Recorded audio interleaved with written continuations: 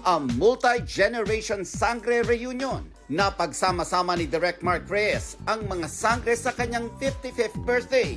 Mula sa first generation represented by Isa Calzado, ang next gen ni Kylie Padilla, Glyza de Castro at Sanya Lopez, pati ang pinakabagong henerasyon ng sangre ni Bianca Umali, Faith Da Silva, Kelvin Miranda at Angel Guardian.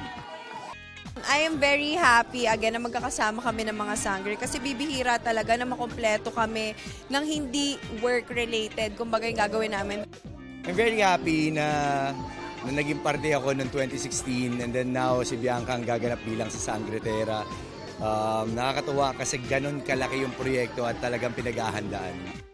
Dumating din para bumati ang ilang actors from Voltes 5 tulad ni Carla Abellana at Gabby Eigenman. I think it's better to have a get-together and check on everyone else and then have a milestone. Dumating para bumati sa multi-awarded director, sina GMA Senior Vice President Attorney Annette Gozon Valdez, Senior Vice President for Entertainment Group Lilibet G. Razonable at iba pang opisyal ng GMA.